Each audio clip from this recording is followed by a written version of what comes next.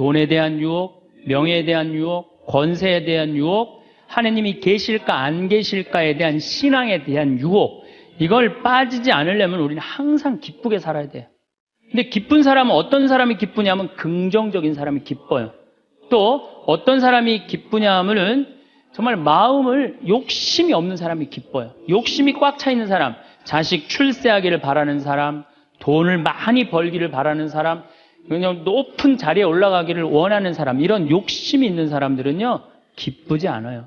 마음을 완전히 비우고 오늘 하루를 즐겁게 사는 사람. 여러분들 영어로, 내가 좀 유식한 말을, 영어로 선물이 뭐냐면은 프레젠트예요. 근데 오늘이라는 뜻도 영어로 프레젠트예요. 오늘은 하느님이 주신 선물이에요. 오늘은. 과거, 지나간 과거 여러분들 묻지 마세요. 아무리 과거를 돌이키려고 해도 과거는 돌이킬 수가 없는 거예요. 과거에 연연하는 사람들 우울증에 걸려요. 그 다음에 미래에 대해서 미리 걱정하지 마세요. 여러분들이 아무리 걱정해봤자 여러분들이 걱정하는 게 95%는 일어나지 않을 거래요. 전혀 일어나지 않을 것에 쓸데없는 걱정을 하고 있는 거야. 제일 중요한 건 오늘을 즐겁게 사는 거야. 밥 3끼 먹고 눈, 콧구멍 2개 있는 게 얼마나 여러분들 감사한 줄 아세요? 콧구멍이 얼마나 2개 있는 게 감사하냐면은, 눈 2개 있는 것도 감사하지만 콧구멍 2개 있는 게 얼마나 감사하냐면은, 이 콧구멍이요, 숨을요, 이 냄새를 맡는데요, 한쪽만 4시간을 맡는 거예요. 그리고 4시간이 딱 지나고 나면 한쪽이 교대를 해요. 반대쪽이 냄새를 맡는 거예요. 만약에 김치찌개 동시에 2 콧구멍으로 다 맡으면 기절해. 그러니까 여러분이 콧구멍 2개 있는 것만 해도 얼마나 감사한 건지 몰라요. 지금 여기 손가락 10개, 발가락 10개 가지고 콧구멍 2개, 눈 2개 갖고 오신 분들은요, 무조건 기쁘게 살아야 되는 의무가 있는 분들이에요. 하나님이 다 주신 거예요. 자, 그리고 난 다음에 우리가 유혹에 빠지지 말려면 끊임없이 기도해야 돼. 하느님께서 우리 이제까지 살아오면서 여러분들 은총 너무 많이 주셨어요. 은혜 너무 많이 주셨어요. 그렇기 때문에 우리는 어떻게 살아야 돼? 그 은혜를 계속 기억하면서 감사기도, 끊임없이 기도해야 돼. 근데 이 기도는 간구 기도를 하면 안 돼요. 감사 기도를 해야 돼요. 제가 꼭 성령 기도에 가면은요, 제일 당황스러운 게 그거예요. 내가 성령 기도에 가면은 할머니들이 신부님 골이 아파요, 무릎이 아파요, 허리가 아파요, 안수기도 해달라는 거예요. 근데 저는 신부 될 때 이 제단에 엎드려서 하느님한테 2가지를 청했어요. 하나는 강론 잘하게 해달라고. 근데 하느님, 정말 저는 누워서 그렇게 기도했어요. 왜 제가 그 기도를 청했느냐면은, 저는 초등학교 때부터 발표 때마다 선생님이 제일 먼저 너 일어나서 발표하라고 그랬어요. 그리고 책 읽을 때도 항상 나보러 읽으라고 그랬어. 목소리가 좋으니까. 그러니까 내가 받은 달란트는 뭐야? 말하는 거. 그리고 신부가 말씀 전하는 사람 아니에요. 그래서 강론 잘하게 해달라고 내가 정말로 엎드려서 간구했어요.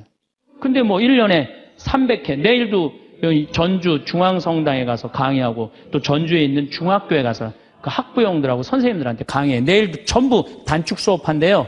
그 선생님들도 강의 들으게 한다고 일반 학교에 가서 강의하는 거예요. 행복론에 대해서.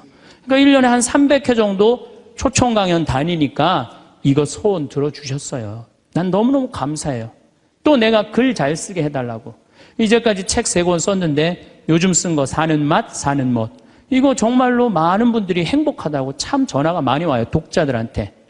아니, 나 이 2가지 다 받았어요. 나는 더 이상 하느님한테 원하는 거 없어요. 하느님은요, 각자의 달란트가 다 달라요.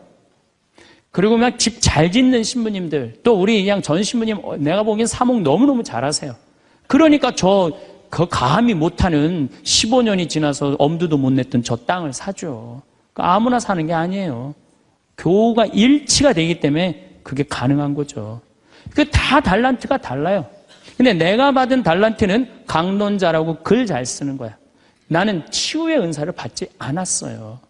근데 그냥 갈 때마다 그냥 내가 그냥 성령 기도에 갈 때마다 그냥 그것도 70, 80 그냥, 아니 70, 80 썼으면요 골 아파요 당연히요. 아, 무릎 아프고 허리 아파요 당연히. 아, 그걸 그냥 와갖고 하느님, 그냥 신부님이 그냥 허리 아프니까 그냥 안수 좀 해달라고 그러면 그 나요. 80년 동안 쓴 거를. 그럼 난 또 착하니까 해주긴 해줘요.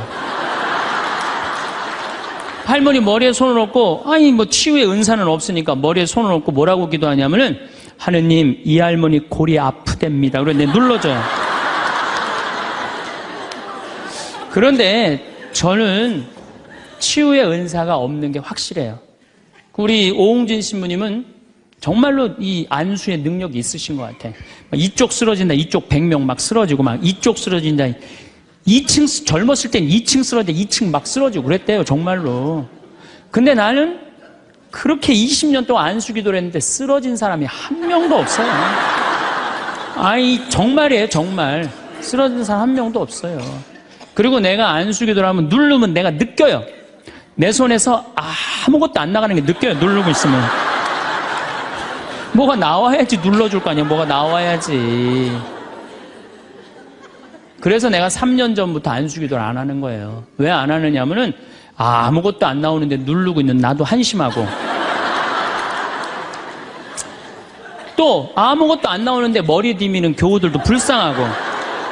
그러니까 서로 편안하자 이거예요. 내가 내일 모레 대전 대화동 성당에 강의를 가는데 신부님이 너무 고맙더라고. 아주 목소리가, 나 아직 얼굴을 못 뵀는데 신부님이 그러더라고. 저녁에 강의 끝나고 이제 여기는 내가 미사를 하고 강의를 시작했지만 거기는 강의가 끝나고 미사를 봉헌한대요. 그리고 안수기도가 있대요. 근데 신부님이 너무 고맙게 날 아시는 것 같아. 안수는 당신이 하겠다고. 고맙다고 그랬어요.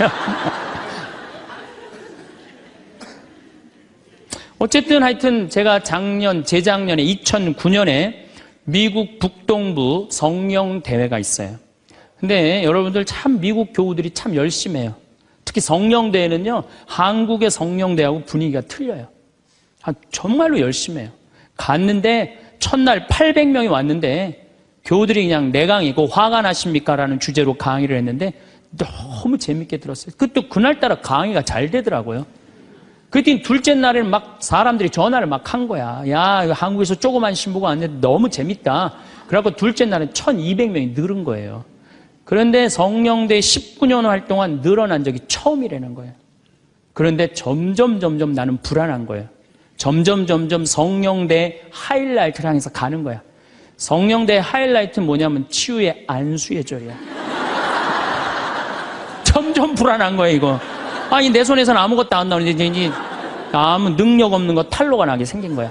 그런데 그때 같이 갔던 신부님이 청주교구 박효철 베네딕토 신부님이라고 있으세요. 전국 성령 지도 신부님이세요.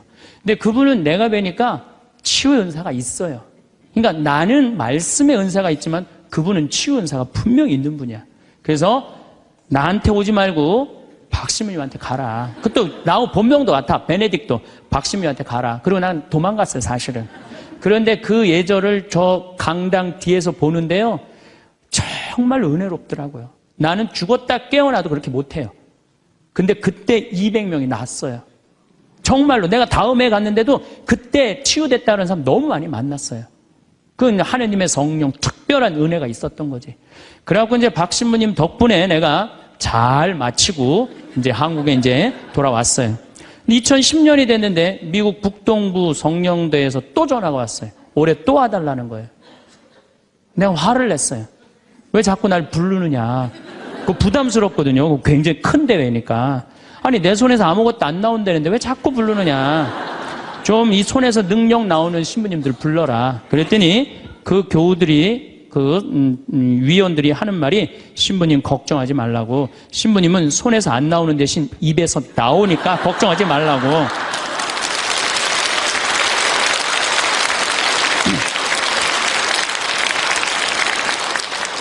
그러느냐? 그렇다면 내가 가겠다. 그리고 이제 작년에 내가 또 북동부 성령대를 갔어요.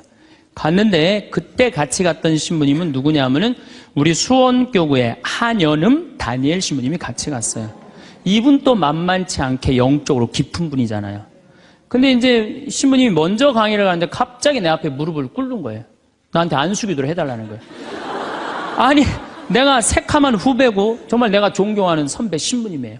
근데 갑자기 무릎을 꿇더니 나한테 안수기도를 해달라는 거예요. 아니, 나 교우도 안 해주는 판국에. 아니, 하느님하고 성모님한테 정말 완전히 미쳐갖고 오로지 기도만 하는 신부님.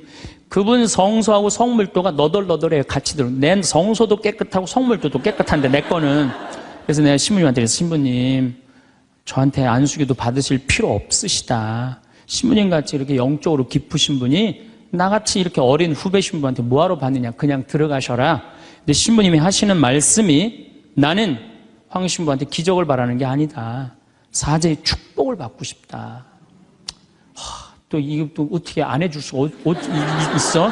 그래서 그냥 떨리는 마음으로 신부님 머리에 손을 얹었어요. 근데 내가 깜짝 놀랐어요. 이게 내 손에서 안 나오다 보니까 신부님 머리에서 나오더라고.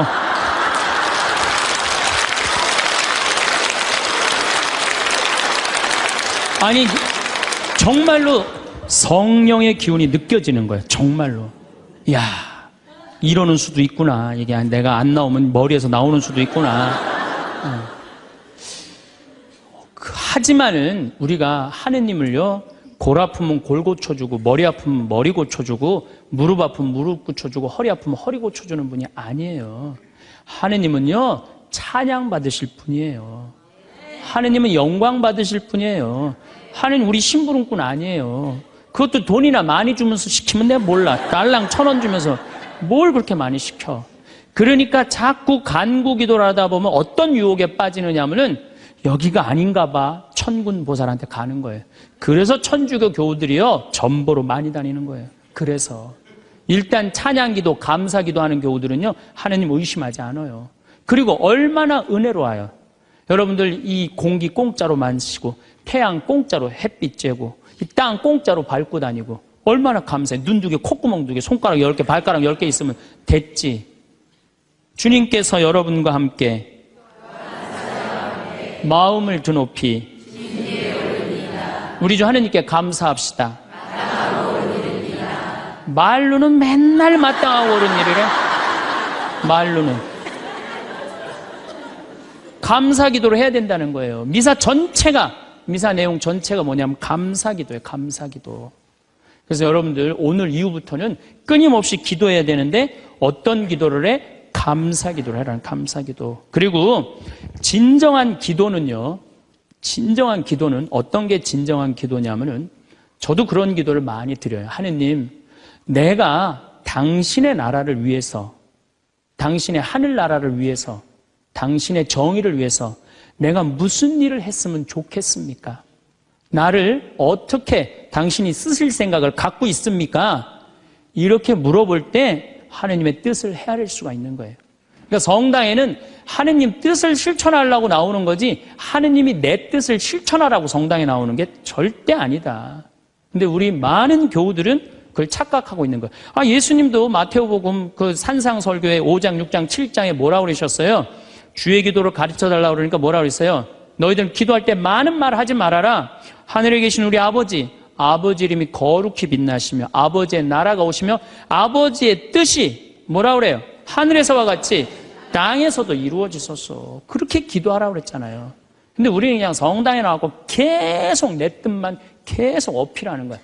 더욱이 여러분들 예수님하고 친해요, 안 친해요? 친하지도 않으면서 그냥 계속 이것이 해줘라. 여러분들 이 생각 해봐요. 정말 친한 친구가 와서 부탁하면은 들어줘요, 안 들어줘요? 힘들어도 들어줘요. 내가 좀 고통스럽더라도 그걸 나눠줘요. 생전 본 적도 없는 친구가 와서 딱 오더니 1,000원 주더니 야, 내가 정말로 필요한 게 있는데 나 좀 도와줘라. 도와주고 싶어요, 안 도와주고 싶어요? 도와주고 싶지가 않다는 거예요. 그래서 여러분들 기도는 뭐냐면 일단은 예수님하고 친구 되기 위해 하는 거예요. 예수님하고 대화하는 거예요. 대화를 해서 예수님, 당신이라면은 이 땅을 사겠습니까? 안 사겠습니까? 당신이라면은 지금은 무슨 요즘 그 제2금융권 막 이자 막 100%, 200%, 막 1000% 하는 사람들 있잖아요. 내가 만약에 예수님이라면 과연 그런 걸 할까? 그 사람도 얼마나 고통스러운데. 내가 예수님이라면은 내 아이를 어떻게 키울까? 내가 예수님이라면은 내 남편한테 어떻게 할까? 내가 예수님이라면은 아내한테 어떻게 할까? 내 아내한테 어떻게 할까? 이걸 물어보려고 기도하는 거예요. 그래서 기도라는 것은 간구 기도가 기도가 아니야. 그래서 난 묵주기도, 구일기도 보면 딱 지향 하나 두고 그냥 기립다 기도하는데 난 정말로 마음이 아파요. 묵주기도는 저는 요즘 묵주기도 드릴 때 오늘도 내가 묵주기도 5단을 바치면서 연옥에 있는 영혼들 구원해달라고 기도했어요. 왜냐하면 성모님이요 그렇게 기도하라고 그랬거든요. 우리 그냥 계속 연옥을 위한 기도, 그 다음에 뭐 터키에서 지금 고통받는 사람들, 뭐 이런 정말 죄인들, 이런 사람들은 생전 기도하지 않고 그냥 대학 입시, 그냥 뭐 수능 잘 보게 해주고, 그냥 당 팔리게 해주고, 애 생기고 해주고, 이런 기도는 자꾸 하느님하고 멀어질 수도 있다는 얘기예요. 그걸 다 들어주지 않으세요, 하느님이. 어떻게 다 들어줘요? 내가 할 일이 있는 거지. 또 기도는 예수님의 말씀을 음미할 때 기도가 즐거워요. 예수님 묵상할 게 너무 많지 않아요? 예수님에 대해서 나는 예수님 말씀 중에 내 눈 속에 있는 들보는 보지 못하면서 남의 눈에 있는 티끌을 빼주려고 그러느냐. 자기 눈에는 들보는 못 보고 남의 눈에 티끌. 이거 내가 살아오면서 나도 그렇겠지만은 정말로 많이 봐요, 우리가. 그래서 나의 잘못, 나의 험, 나의 약점, 이거를 항상 볼 수 있도록 노력해야 되는데 우린 그런 걸 안 해요. 예수님 말씀 틀린 말 하나도 없어요. 사람이 안식을 위해서 있는 것이 아니라 안식일이 사람을 위해서 있는 것이다. 이것도 얼마나 멋있어요. 저는 요즘 오늘 뭐 국회 통과했다고 그러더라고요. FTA. 근데 난 판단이 안 서요. 왜냐하면 이거 FTA 누가 시작했냐면 노무현 대통령이 시작했어요. 그때는 한나라당이 쌍수를 들고 반대했어요. 그때 이번에는 이명박 대통령 FTA 하니까 이번 민주당이 쌍수를 들고 반대했어. 나는 누가 옳은지 구분이 안 돼. 그러니까 믿음이 안 가는 거예요. 믿음이 안 가는 거예요. 나는 정말로 사람을 위한 일이 뭔가, 예수님이 과연 어떤 의미에서 이런 말씀을 했는가, 참 묵상할 거리가 너무 많죠. 또 너희들 무엇을 먹을까, 무엇을 입을까, 무엇을 마실까 걱정하지 말아라. 하늘에 나는 새도 다 먹여줄 거다. 그리고 내일을 걱정하지 마라. 내일 걱정은 내일이 할 것이다. 그날 고생은 그날로 충분하다. 여러분들 오늘 하루 종일 일하고 여기 오신 분들 많으시죠? 얼마나 피곤해.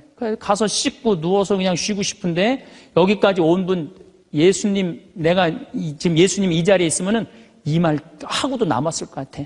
너희도 오늘 고생으로 충분한데 내일 걱정하지 말아라. 내가 다 알아서 해줄게. 예수님 분명히 그랬을 거예요. 이 말씀을 내 마음 안에 살아 움직일 때 여러분들은 진리가 너희를 자유롭게 하리라 처럼 정말로 자유롭게 살 수 있어. 근데 예수님 말씀이 하나도 없어. 그냥 성서 하나 붙잡고 하루 종일 묵상해 본 적도 없고 일주일 내내 묵상해 본 적도 없어. 그냥 성서를 읽은 적도 없어. 그러면 여러분들은 기도가 어려운 거예요. 점점 기도하는 방법을 잃어버리는 거예요. 고생하며 무거운 짐을 진 너희는 모두 나에게 오라. 내가 너희에게 안식을 주겠다. 얼마나 내 멍에는 가볍다. 얼마나 좋아요. 예수님 말씀을 가만히 묵상해 보면은요, 다 위로의 말이야. 내가 너를 너무 사랑하니까 걱정하지 마라. 내가 있는데 뭐가 그렇게 걱정이 많으냐. 전부 그런 내용이에요. 함께 하겠다. 내가 너희와 함께 하겠다. 나는 너를 이제 종이라 부르지 않고 뭐라고 그랬다? 벗이라고 부르겠다. 예수님 행하신 행적을 봐요. 가난한 사람, 팔 하나 없는 사람, 눈 먼 사람, 귀 먼 사람, 나병으로 고생하는 사람, 또 죄 속에 있는 죄녀, 창녀, 가늠한 여인, 이 세상에 오셔서 그런 버림받고 고통받는 이들 속에서 사시다 가셨잖아요.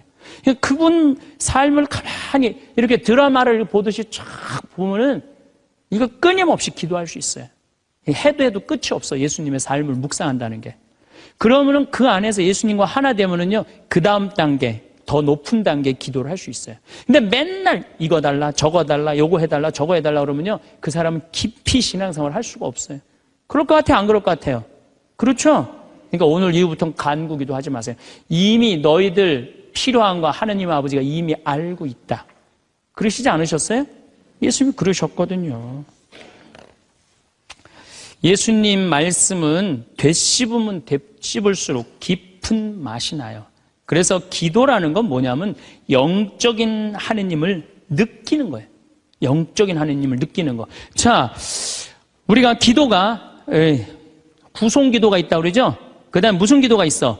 묵상 기도가 있죠? 그 다음에 무슨 기도가 있냐면 관상 기도가 있어. 관상 기도. 그 다음에 이제 어려운 단계로 넘어가면 일치의 기도가 있어요. 그게 무슨 기도냐면은 성당에 앉아서 하느님을 느끼는 거예요. 온 우주에 시편 19편 그 말도 소리도 비록 이야기 없어도 온 세상으로 퍼져나간다는 하느님을 느끼는 거야. 그러면은 성당에 1시간 앉아 있어도 1분 지나가는 것처럼 후딱 지나가요. 어떨 때는 3시간도 후딱 지나가요. 하느님을 느끼는 거냐. 이 말씀이 이제 넘어서서는 온 우주에 꽉 차 있는 하느님을 느끼는, 살아있는, 현존하시는 하느님을 느끼는 거야. 그런 하느님을 느끼다 보면은 이제 성인들이 이제 그 다음에는 어느 단계로 가요? 탈원 상태 가는 거. 온전히 하느님을 느끼는, 희열을 느끼는 거죠. 세상 아무것도 필요 없어. 돈도, 명예도, 권세도 아무것도 필요 없어. 근데 하느님만 내 안에 살아있다면은 모든 게 행복한 거야. 그래서 끊임없이 기도하면은 악마의 유혹에 넘어가지 않는다는 거예요. 그래서 여러분들은 이제 제가 제일 걱정인 게 50살 되신 분들 60년 남았어요. 아니 어제 발표 나왔잖아요. 2040년에 평균 연령이 몇 세라고? 90살이에요. 그럼 여러분들 지금 50살 되신 분들 2040년이면 몇 살이냐 하면은 80살이에요. 80살이면 그때 가면은 또 늘어날 것 같아요? 안 늘어날 것 같아요? 또 늘어나요. 그래서 110살이에요. 그러면은 남은 60년 동안 내가 영적인 인간으로 살 거냐, 육적인 인간으로 살 거냐, 늙어서 어떻게 할 거야? 힘도 없는데 기도라도 열심히 해야지. 그래서 제일 좋은 기도는 뭐냐면은 제가 여러분들한테 청하는 건 뭐냐면은 기도 공동체 단위라는 거예요. 제가 프랑스 떼제 공동체에 가서 일주일 동안 기도를 했는데요. 3,000명씩 와요. 일주일에. 월요일부터 주일날 전심 때까지 모여서 아침 기도, 낮 기도, 저녁 기도, 그 다음에 미사. 똑같아 일주일 내내. 그런데 성당에 다니든 안 다니든 3,000명. 많이 올 땐 여름엔 3만 명이 와요. 근데 우리나라는 아직 그런 데가 없어. 일주일 내내 모여서 기도하는 데가 없어. 그래서 내가 이제 평창을 이제 내년부터 이제 시작을 할 거예요. 그래서 토요일 날 저녁에는 또 우리 부관장 신부님이 너무 노래를 예쁘게 잘해. 그래서 이제 떼제 기도를 시작을 했어요. 그래서 이제 기도하는 그런 공동체를 만들어서 여러분들도 삶에 지쳤을 때 와서 일주일 동안 60살쯤 돼갖고 일주일 정도 와서 기도하고 가면 얼마나 좋겠어요. 그렇죠?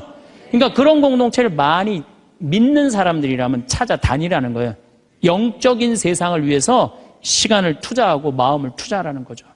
그래서 신부님 끊임없이 기도하는데 제일 좋은 게 뭡니까? 미사 참여예요. 첫 번째 좋은 건 미사 참여. 미사 참여 1년 내내 평일 미사 다니시는 분들은요 말할 수 없는 마음 안에 기쁨이 있어요. 1년 내내 미사 안 빠지시는 분들 제가 말씀드리는 거 무슨 말인지 아시죠? 그 시간이 얼마나 좋아. 조용하고 이 성당 안이 얼마나 세상하고 완전히 단절된 거 아니야. 그 시간만은. 그리고 예수님하고 하나 되는 시간이잖아요.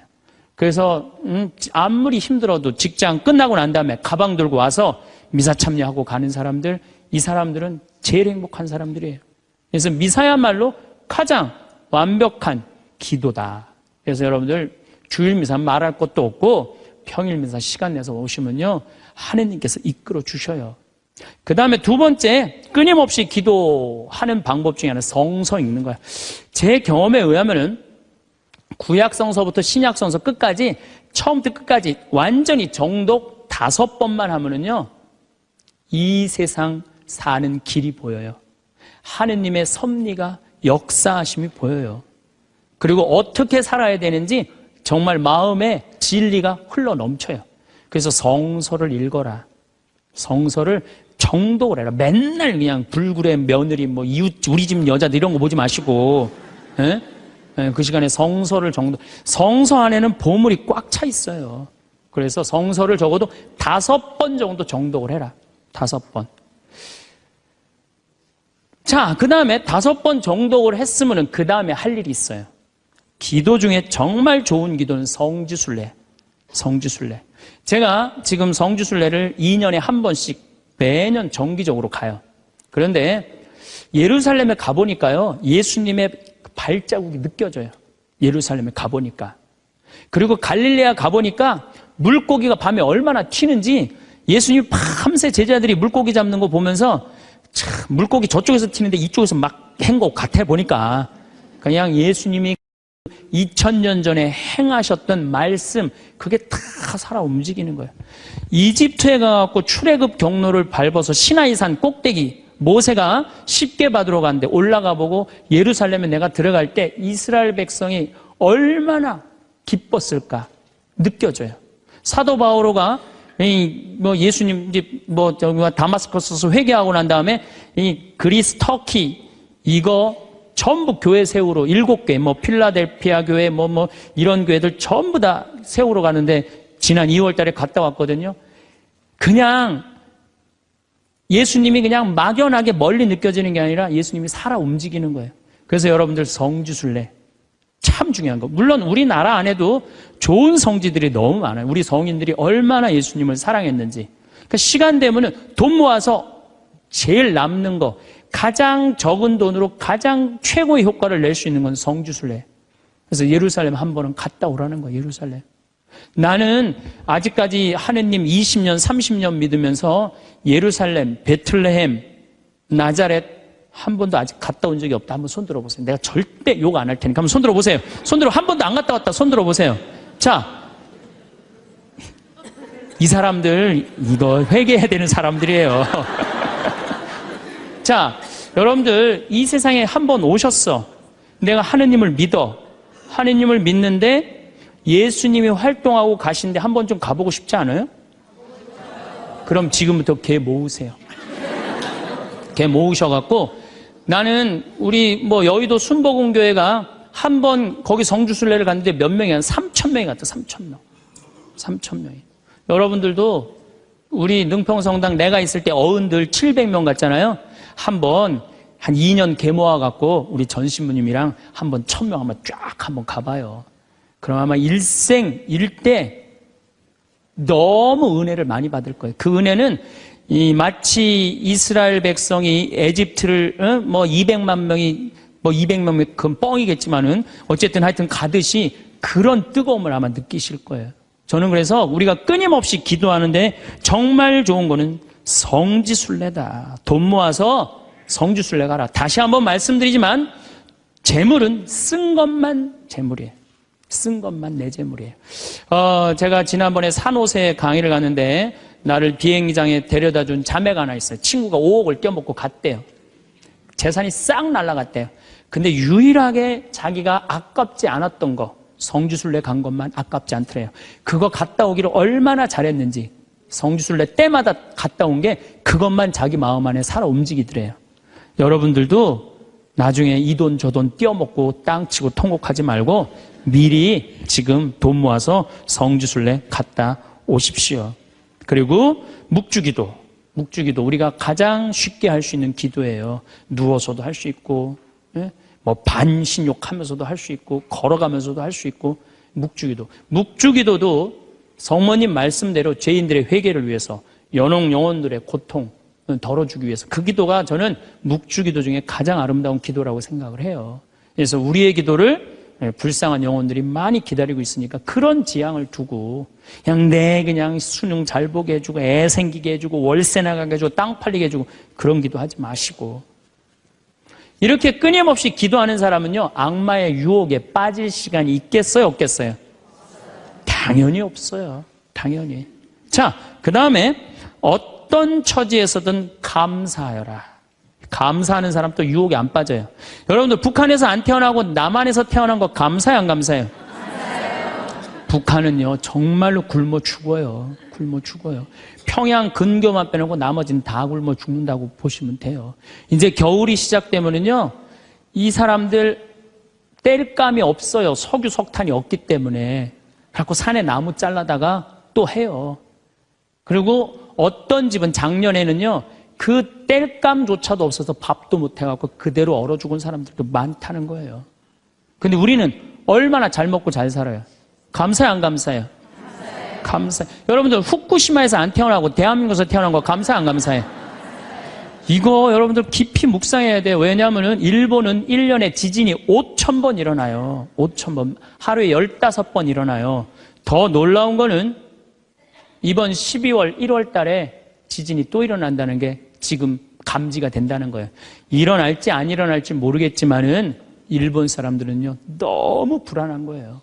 근데 우리나라는 지진이 1년에 몇 번 일어나는 줄 아세요? 15번 정도 일어나요.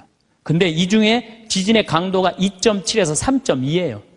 보통 일어나는지 안 일어나는지도 모를 정도예요.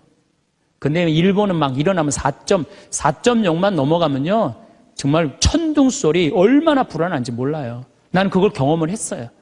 지진이라는 게 무시무시해요. 근데 우리는 아무런 그런 게 없이 살잖아요. 이번에 이 터키 지진 일어났죠? 지진 일어났는데 여진이라고 그래요. 한 번 꽝 하고 난 다음에 계속 흔들리는 게 1500번 일어나는 거, 1500번. 근데 우리는 얼마나 행복한 나라에서 살아. 국민들이 욕심이 많아서 욕심이. 이유는 딱 한 가지예요. 욕심이 너무 많아요. 대한민국 사람들 이 정도면 잘 사는데 왜 이렇게 욕심이 많은지 모르겠어요. 여러분들 그 한국처럼 잘 먹고 잘 사는 나라가 없어요. 여러분들 이탈리아라는 나라 잘 살아 못 살아요? 잘 살죠? 그런데 이탈리아가 우리나라가 경제력은 세계 13위지만은 소비 지수는 7위예요. 7위. 정말 잘 먹고 잘 사는 나라가 우리예요. 내가 뭐 예전에 방송에도 한번 말씀드렸지만 우리나라 갈비집에 가보면요. 진짜 잘 먹어요. 갈비 막 먹으러 가면은요. 막 이렇게 한 상 반찬 나와요. 그냥 그 계란찜, 그 다음에 무슨 뭐 단호박 삶은 거, 메추리알, 뭐 그 다음에 무슨 뭐 사라다, 무슨 야채 사라다, 국물 김치, 뭐 별게 다 나와요. 그 다음에 파랑 국수 말아서 나와요. 그리고 4명이 하면 4인분 시켜요. 4인분 시키면 그냥 배가 빵빵해. 한국 사람들은 배 빵빵하면 안 돼. 갈비집에 가고 배 터질 때까지 먹어야 2인분 더 시켜요. 더 시켜서 먹고 난 다음에 그래도 우린 분이 안 풀려. 그냥 아줌마가 하나 쓱 나와서 이렇게 물어봐요. 냉면을 먹을래? 된장찌개를 먹을래? 그냥 그거 먹고 커피 공짜로 먹는 나라가 어디 있어요? 잘 먹어요. 횟집도 마찬가지예요. 횟집도 일본에 갖고 내가 회 정식 시켰는데 회가 딱 2점 나왔어요.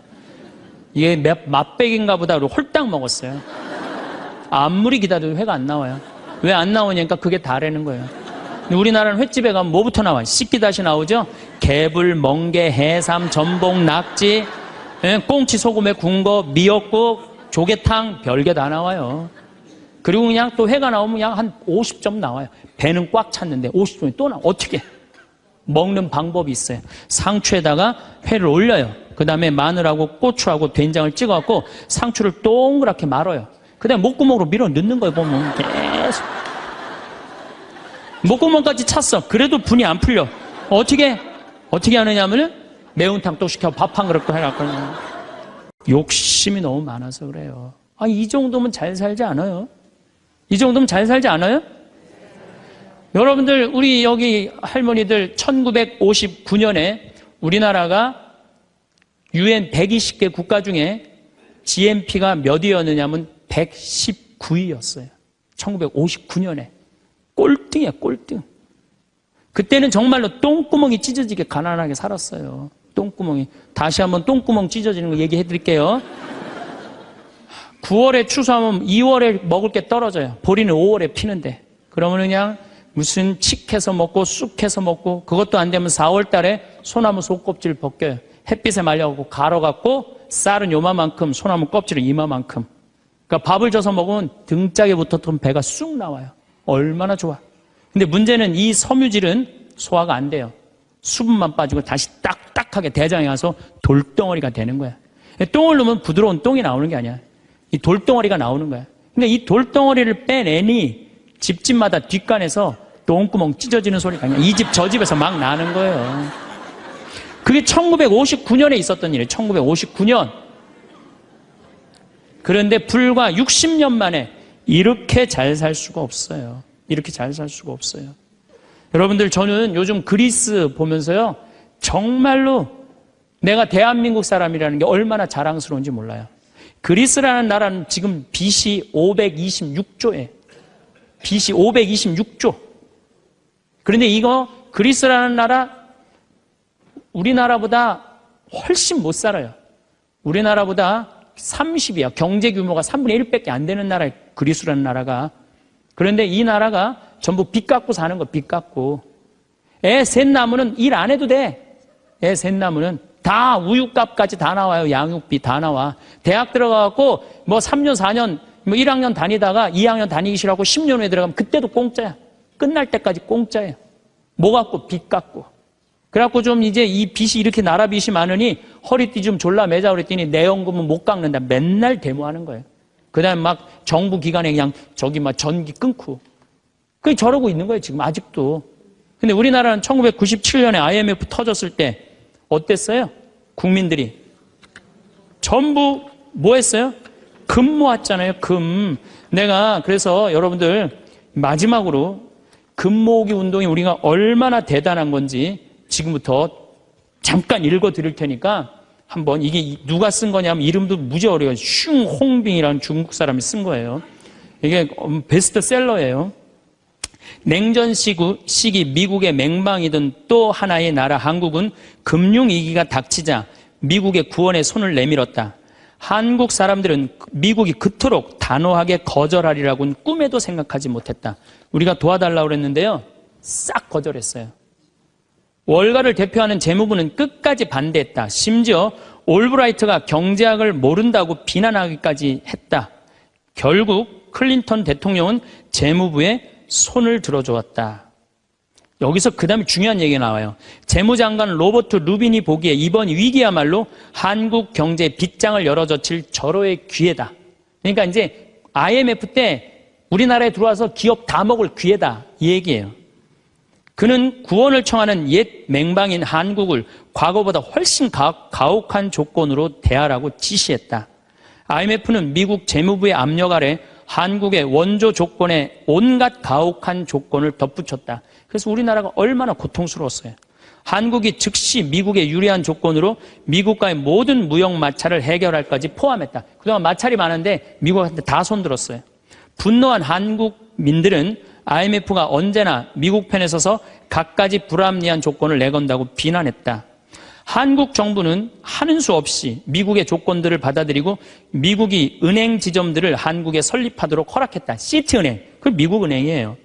외국 기업들이 보유할 수 있는 상장회사의 지분은 원래는 26%라 이 운영권을 못 갖고 있었는데 그때 50% 상향 조절했어요. 외국인이 개인이 소유할 수 있는 기업의 주식 지분은 7%에서 50%로 늘어났어요. 그래갖고 외환은행 전부 다 론스타한테 뺏긴 거죠. 한국 기업은 반드시 국제회계의 원칙에 따라야 했으며 금융기관은 국제회계사무소의 회계 감사를 받아야 했다. 참. 그러나 국제금융재벌들은 한국의 강한 민족성들을 너무 얕잡아 보았다. 한국의 협의를 체결하기만 하면 당장이라도 몰려들어 사냥감을 물어 뜯을 판이었다. 우리나라 현대, 삼성 다 먹을 판이었다는 얘기예요.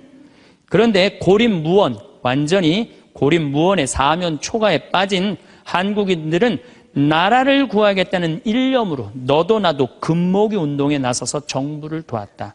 이때 금 모은 게 21억 달러예요. 한국에 돈 한 푼도 없었을 때. 놀라운 거는 금 모으기 하고부터는 5억 달러 수출 계속 적자였다가 이때부터 흑자로 전환하기 시작해. 이게 흑자의 출발점이 돼요. 금 모으기 운동이. 그래서 이걸 극복한 나라예요. 서양의 기업들은 한국 대기업을 거의 하나도 사들이지 못했다. 한국 경제는 가장 어려웠던 1998년 여름의 악몽에서 완전히 빠져나올 수 있도록 수출을 빠르게 회복했다. 금모기 운동부터 그랬다는 거예요. 국제금융재벌들과 미국 재무부는 공연히 헛물만 켜다가 만셈이 되었다. 뿐만 아니라 한국으로 하여금 정부가 경제를 주도할 절대적인 필요성을 확실히 깨닫게 해줬다. 마이크로소프트가 한국 최대의 소프트웨어 기업을 삼키려는 시도도 물 건너 갔어요. 그러니까 미국 애들이 그때 한국 다 살라고 그랬어요. 근데 그것도 못 샀고 8개의 한국 지방 소프트웨어 기업들에게 그 몫이 돌아갔다. 다 우리나라 기업들이 다 샀다는 얘기예요. 포드가 기아 자동차를 구입하려던 계획도 빗나가 버렸다. 그때 기아가 망했거든요. 근데 빗나갔어. 우리가 금 모아서. 현지 기업이 포드의 꿈을 현대가 구했죠. 꿈을 보기 좋게 꺾어준 것이다. 이렇게 우리나라가 그 IMF를 벗어난 민족이야. 그런데 이렇게 대단한데 아니 정치를 보면은 사회를 보면 한국이 현찮다고 그래. 내가 보기에는 한국이 대단한데 얼마나 대단해. 그리스하고 우리나라하고 정반대 아니에요. 그래서 이 IMF를 넘어서서 지금 이렇게 우리가 전 세계가 지금 금융위기를 겪고 있잖아요. 지금 그리스, 이탈리아, 스페인, 프랑스 다 무너지고 있잖아요. 근데 우리나라는 아직도 경쟁력이 있다는 거예요. 이렇게 대단한 사람들이 모여 살아갖고 우리나라 이름이 대한민국이에요.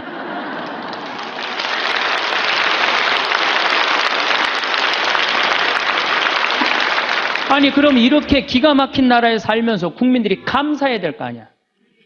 감사는 온데간데 없고 원망, 비난, 맨날 이런 것만 있어요. 그러니까 국민들이 안 행복한 거야.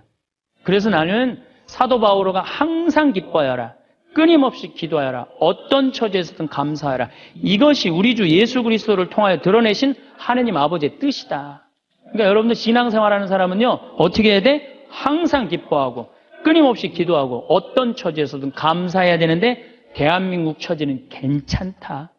우리는 살면서 수많은 계절을 지나왔습니다. 파릇파릇한 새싹이 돋아나던 봄, 모든 것이 푸르고 생명력 넘치던 여름, 풍요로운 결실을 맺던 가을, 그리고 이제는 고요히 모든 것을 품어주는 겨울과 같은 시간 속에 서 있습니다. 시간의 강을 따라 흘러오면서 우리의 손에는 많은 것들이 쥐어지기도 하고 또 많은 것들이 조용히 빠져나가기도 했습니다. 지나온 길을 돌아보면 아쉬운 마음이 들 때도 있을 것입니다. 그때 다른 선택을 했더라면 어땠을까 하는 생각, 조금 더 지혜로웠더라면 좋았을겠다는 후회가 문득 고개를 들기도 합니다. 또 아직 오지 않은 날들에 대한 막연한 걱정이 마음 한구석을 무겁게 누를 때도 있습니다. 하지만 우리가 발을 딛고 숨 쉬는 곳은 지나가 버린 과거도 아직 오지 않은 미래도 아닙니다. 바로 오늘이라는 이 시간, 지금이라는 이 순간입니다. 오늘이라는 말 속에는 참 특별한 의미가 담겨 있습니다. 영어에서는 오늘을 present라고 합니다. 이 단어에는 또 다른 뜻이 있습니다. 바로 선물이라는 뜻입니다. 그렇습니다. 오늘은 우리에게 주어진 가장 귀한 선물입니다. 어제의 아쉬움도 내일의 불안도 담겨 있지 않은 순수한 가능성으로 가득한 선물입니다. 이 선물을 온전히 누리는 것이야말로 삶을 가장 풍요롭게 만드는 지혜가 아닐까 싶습니다. 우리의 마음은 종종 비어 있기보다 무언가로 가득 차 있습니다. 때로는 지나친 욕심이 마음을 채우고 때로는 풀지 못한 미움이 마음의 방 한 칸을 차지하기도 합니다. 물이 가득 찬 컵에는 더 이상 맑은 물을 따를 수 없듯이 무거운 욕심과 미움으로 가득 찬 마음에는 기쁨이 들어설 자리가 없습니다. 마음의 짐을 하나씩 내려놓을 때 우리는 비로소 자유로움을 느낄 수 있습니다.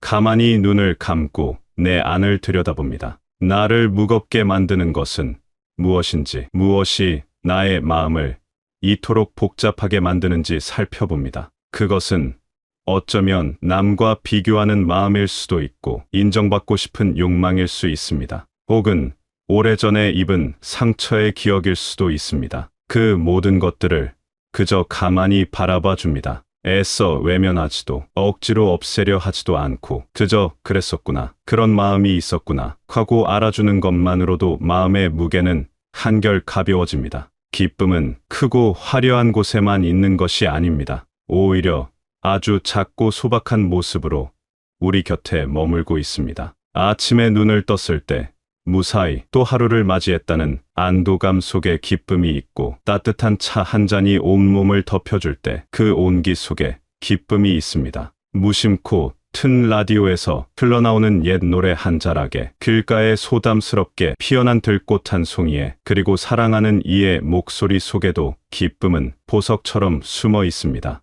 우리는 그저 그것을 발견하는 눈을 뜨기만 하면 됩니다. 우리의 두 눈이 세상을 볼 수 있다는 것, 두 귀가 소리를 들을 수 있다는 것, 두 발로 땅을 딛고 걸을 수 있다는 것은 얼마나 놀라운 일입니까? 우리는 수십 년의 세월 동안 이 몸을 빌려 세상을 경험하고 사랑하며 살아왔습니다. 때로는 아프고 삐걱거리기도 했지만 이 몸은 단 한순간도 우리를 떠나지 않고 묵묵히 삶의 동반자가 되어 주었습니다. 단지 숨을 쉬고 존재하고 있다는 이 사실 하나만으로도 우리는 충분히 기뻐할 이유를 가지고 있습니다. 이것이 바로 우리가 받은 첫 번째 선물이자 가장 근원적인 기쁨의 샘물입니다. 음악이 잠시 바뀌며 조금 더 깊은 성찰의 분위기로 전환됩니다. 살다 보면 때때로 길을 잃은 것 같은 기분이 들 때가 있습니다. 어디로 가야 할지, 무엇을 위해 살아야 할지 막막하게 느껴지는 순간입니다. 그럴 때 우리는 무언가에 의지하고 싶어지고 간절히 답을 구하게 됩니다. 많은 이들이 이러한 순간에 기도를 하거나 명상을 통해 마음의 답을 찾으려 합니다. 진정한 마음의 대화는 무언가를 달라고 조르는 것이 아닐 것입니다. 제게 이것을 주십시오. 저것을 이루게 해주십시오 하는 간청은 어쩌면 나의 욕심이 만들어낸 메아리일지도 모릅니다. 그것은 나를 위한 끝없는 요구이며 그 요구가 채워지지 않았을 때 우리는 쉽게 실망하고 좌절하게 됩니다. 진정한 내면 대화는 그보다 훨씬 깊고 고요한 것입니다. 그것은 제가 무엇을 할 수 있겠습니까? 하고 조용히 묻는 것에 가깝습니다. 더 나은 세상을 위해, 내 주변의 사람들을 위해, 그리고 나 자신의 평화를 위해 내가 할 수 있는 작은 일이 무엇인지 묻는 것입니다. 그것은 거창한 일이 아닐 수도 있습니다. 상처받은 이의 손을 한 번 더 잡아주는 것, 외로운 이의 말에 귀 기울여주는 것, 지친 이에게 따뜻한 미소 한 번 지어주는 것일 수 있습니다. 이러한 작은 물음과 실천 속에서 우리는 삶의 방향을 발견하고 존재의 의미를 깨닫게 됩니다. 우리는 살면서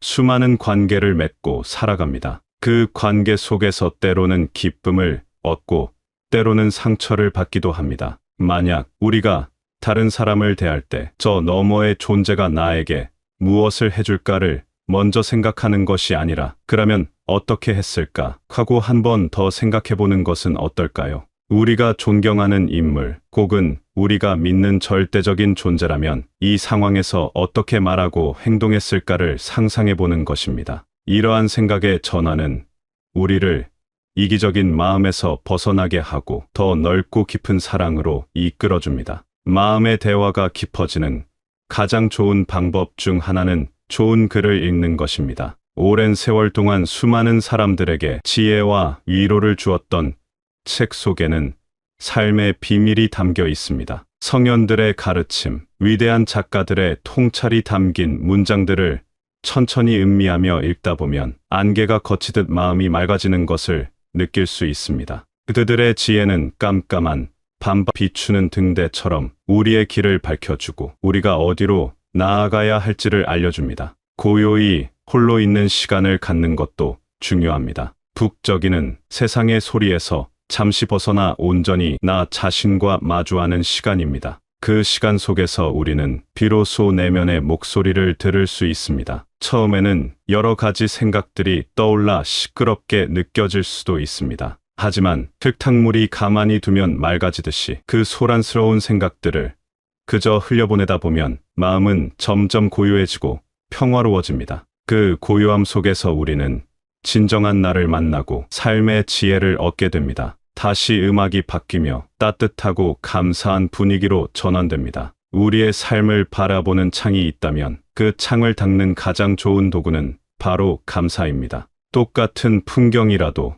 먼지 낀 창으로 보면 흐릿하고 답답하지만 맑게 닦인 창으로 보면 모든 것이 선명하고 아름답게 보입니다. 감사는 우리 마음의 창을 닦아주는 행주와 같습니다. 감사하는 마음으로 세상을 볼 때 우리의 삶은 이전과는 전혀 다른 의미와 색깔로 다가옵니다. 어떤 상황에 처해 있든 감사할 것을 찾아내는 사람에게는 불행이 오래 머물지 못합니다. 감사는 절망 속에서도 희망을 보게 하는 힘을 가지고 있기 때문입니다. 가진 것을 세어보기 시작하면 가지지 못한 것에 대한 아쉬움은 눈 녹듯 사라집니다. 우리는 너무나 많은 것을 당연하게 여기며 살아왔습니다. 매일 아침 해가 뜨고 저녁이면 해가 지는 것, 안전하게 누울 집이 있다는 것, 굶지 않고 세끼 식사를 할 수 있다는 것, 그리고 지금 이 순간에도 평화로운 나라에 살고 있다는 것은 결코 당연한 일이 아닙니다.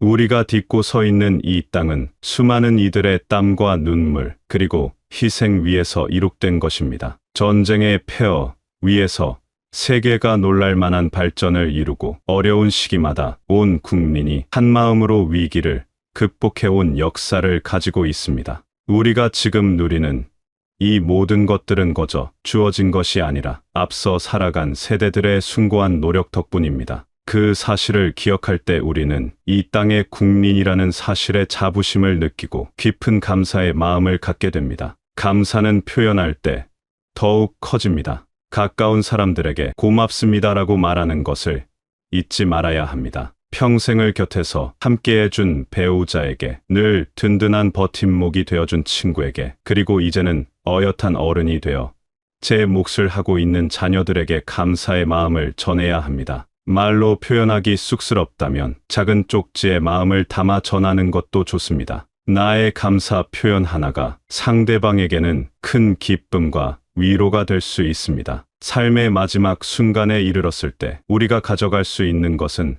아무것도 없습니다. 평생을 애써 모은 재산도, 힘들게 얻은 명예도 모두 남겨두고 가야 합니다. 하지만 우리가 삶에서 느꼈던 기쁨과 사랑, 그리고 감사의 기억만큼은 온전히 우리의 영혼에 새겨질 것입니다. 그러므로 하루하루를 감사로 채우는 것은 우리의 마지막을 가장 풍요롭게 만드는 일이기도 합니다. 음악이 점점 고조되며 위로와 희망의 메시지로 마무리됩니다. 우리의 삶은 한 편의 긴 여행과 같습니다. 때로는 평탄한 길을 걷기도 하고, 때로는 가파른 언덕을 오르기도 했습니다. 폭풍우를 만나 헤매기도 했고, 아름다운 풍경에 취해 잠시 쉬어가기도 했습니다. 그 모든 과정 하나하나가 모여 지금의 나를 만들었습니다. 그러니 지나온 모든 순간을 따뜻하게 안아주십시오. 잘했던 일은 물론이고 실수하고 넘어졌던 순간까지도 모두 소중한 내 삶의 일부입니다.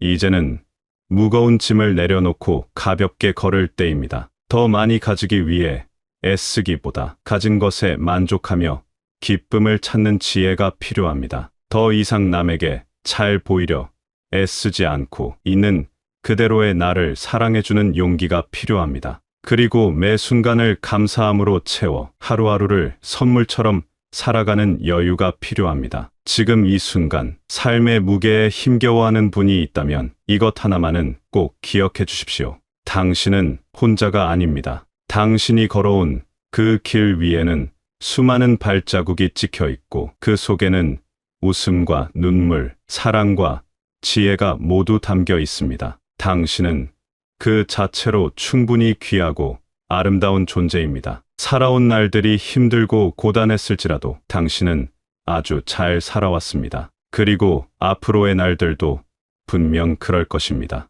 묵묵히 자신의 길을 걸어오신 당신께 깊은 위로를 전합니다. 잠시나마 마음의 평안과 따뜻한 쉼을 누리시기를 바랍니다. 당신의 삶에 언제나 잔잔한 기쁨과 깊은 감사가 강물처럼 흐르기를 소망합니다.